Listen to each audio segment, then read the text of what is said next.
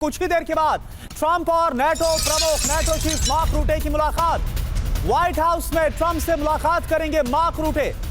Trump mark रूटे में रूस Ukraine पर बातचीत होगी, यूक्रेन को हथियार देने पर बात होगी। और सवाल यह है कि क्या इस मुलाकात में हथियार देने तक की बात होगी, क्या इससे आगे भी कुछ हो सकता है? समीर। बिल्कुल, और ये खबर बहुत महत्वपूर्ण है। क्या होगा इस पर हम सब की नजर है। जंग में अमेरिका की एंट्री, रूस यूक्रेन में महाविध्वंस संभव है क्या? यूक्रेन को लॉन्ग रेंज हथियार मिलने पर जंग में जाहिर है नया मोड़ आ जाएगा।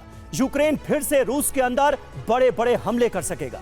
ATACMS की रेंज 300 किलोमीटर से ज्यादा है। मॉस्को समेत कई शहरों तक लॉन्ग रेंज की पहुंच हो जाएगी।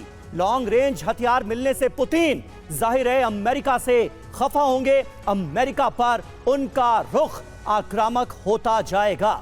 और ऐसे में कमांडर भारद्वाज, किस तरह से आप देखते हैं इस डेवलपमेंट को? जाहिर है जंग में हालात और विध्वंसक होंगे, इसके आसार नजर आते हैं। लेकिन नेटो चीफ और डोनाल्ड ट्रंप की मुलाकात में क्या हो सकता है? रूटे तो वैसे भी डोनाल्ड ट्रंप को डैडी कहते हैं।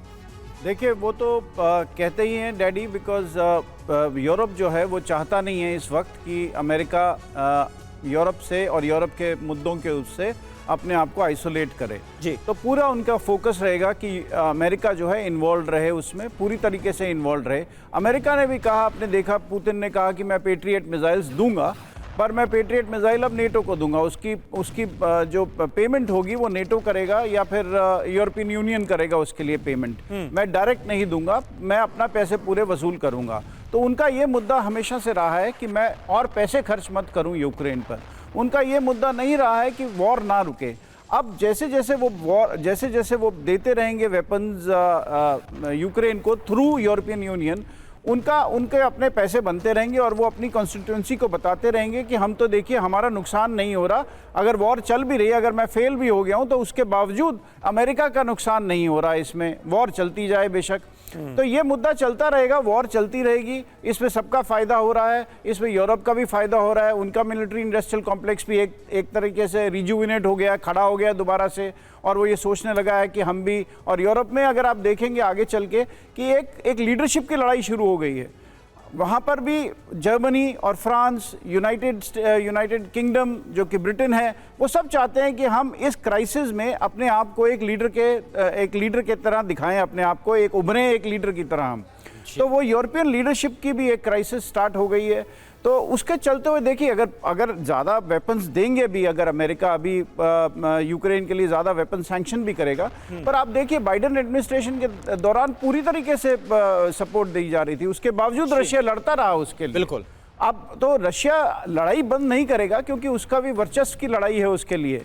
अगर रशिया बिल्कुल सर, अतुल भारद्वाज सर, सवाल यही है कि आज इस मुलाकात में होता क्या है और क्या लॉन्ग रेंज हथियार, ऐसे घातक हथियार दिए जाएंगे जिससे रूस के पुतिन की टेंशन और हाई होगी? और अगर ऐसा होता है तो आखिर पुतिन क्या करेंगे? यह भी अपने आप में एक सवाल। रूस यूक्रेन जंग के बीच ट्रंप का बड़ा ऐलान, यूक्रेन को पैट्रियट मिसाइल देगा अमेरिका, यह क्लियर किया है।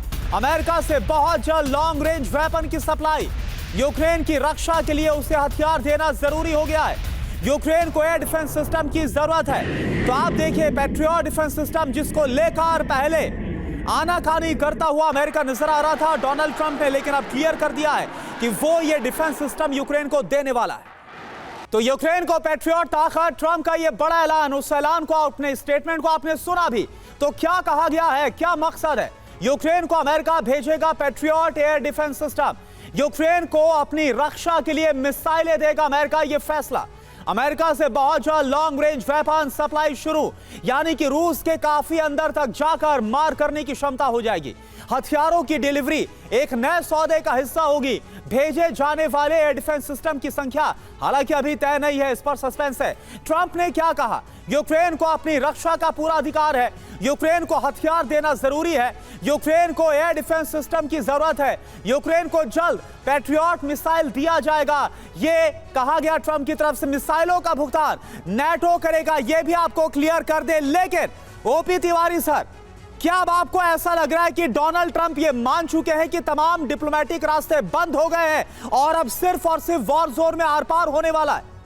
करुणा, इस बात से मैं सहमत हूँ आपकी कि ऐसा लग रहा है, ऐसा प्रतीत हो रहा है कि जो रास्ते बंद हो चुके हैं, बिकॉज जो कंडीशंस रशिया डाल रहा है और यूक्रेन डाल रहा है उस पर सहमति होना बहुत मुश्किल है। अब आप देखोगे रशिया का जो पैटर्न ऑफ वॉर जो चल रहा है, कुर्स्क में जो लोग घुसे हुए हैं उनको रोकने के लिए कुछ एक टुकड़ियाँ, कुछ बटालियन लगा रखे हैं, उनको आगे नहीं बढ़ने देंगे, धीरे धीरे पीछे हट रहे हैं। अब देखिए जो एरिया कब्जा कर चुका है और उसमें जहाँ आगे बढ़ना है रश को, बड़ा स्लो मूवमेंट हो रहा है।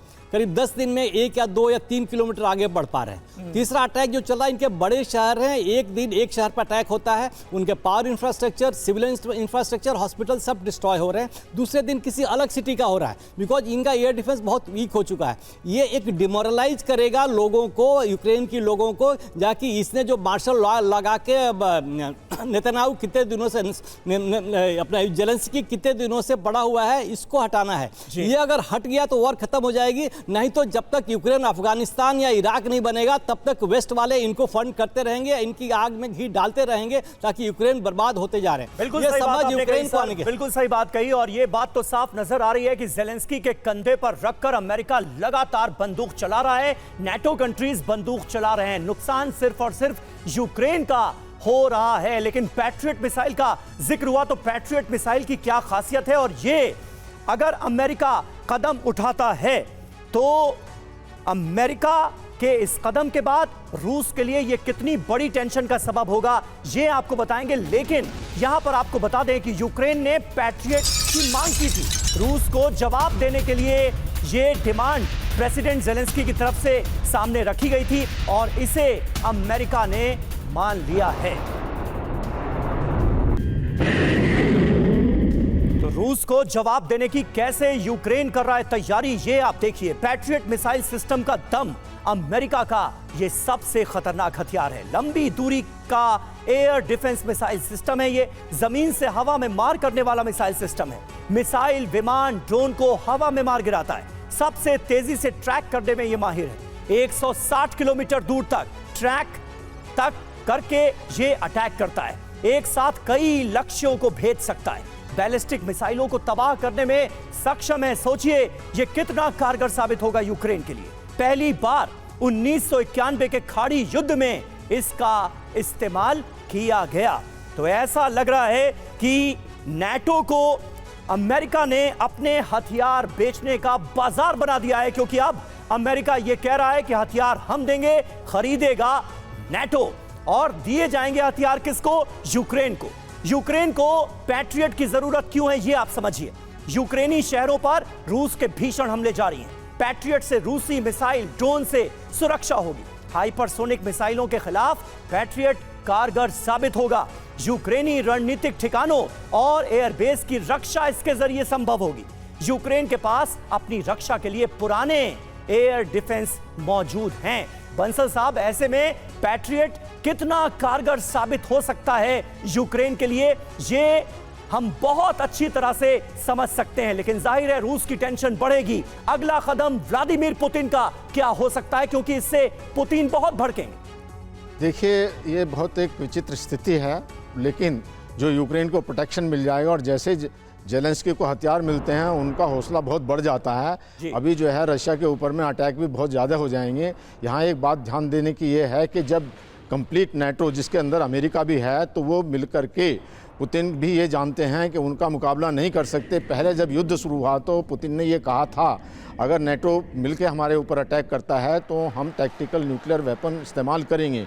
तो ये जो है पुतिन को भी पता है, रशिया को भी पता है कि अगर नाटो पूरे उसमें आता है, अमेरिका के सपोर्ट से आता है। देखिए, यहाँ पे एक बात और भी सोचने की है, आखिरकार युद्ध के लिए पैसे की भी ज़रूरत है। जब अमेरिका का $900 बिलियन जो है रक्षा बजट, जो अब मिला करके 1 ट्रिलियन हो गया, उनकी इकोनॉमी सबसे हाई है, यूरोपियन देशों की इकोनॉमी भी ज़्यादा हाई है, और जो रशिया की इकोनॉमी है वो भी बहुत कम है, और जो उनके साथ में ईरान है या उनके साथ में जो है उत्तरी कोरिया है, उसकी इकोनॉमी भी कम है। और उनके इसलिए देखते हुए अगर नाटो सारा आ जाता, जिसमें नाटो को अब आना ही पड़ेगा, अभी जो है एग्जिस्टेंशियल थ्रेट है पूरे यूरोपियन कंट्री के लिए भी, और फिर इसका मुकाबला जो है, इस पर अटैक जो अमेरिका के ऊपर भी हो सकता है, तो उनको ऊपर उनके पास में कोई अल्टरनेटिव ही नहीं है। चाइना चतुराई से काम करता है, वो जो है काफ़ी ज़्यादा अपने आप को नहीं इन्वॉल्व करेगा, क्योंकि उसको डर है कि वो पॉलिटिकली और जो डिप्लोमेटिकली सेग्रीगेटेड हो जाएगा और सैंक्शन लग जाएंगे। तो इनको देखते हुए जो अभी किम जोंग है उसने 30,000 सैनिक भेज रहा है और ये कहा है कि मैं जब तक अपना टारगेट जो रशिया नहीं उपलब्ध कर लेता तब तक पूरी सपोर्ट देता रहूँगा। लेकिन उनकी भी अपनी लिमिटेशन है, छोटा सा कंट्री है, उनकी इकोनॉमी भी इतनी हाई है नहीं। अब जो पैरालाइज जो है इकोनॉमी रशिया की भी हो रही, तो एक स्थिति ऐसी अभी हो रही है कि जिसमें रशिया के ऊपर में बहुत प्रेशर पड़ेगा और हो सकता है कि अभी या तो रशिया तैयार होगा बातचीत के लिए या अब आर पार की लड़ाई। ठीक है बंसल साहब, ये इंपॉर्टेंट बात आपने कही।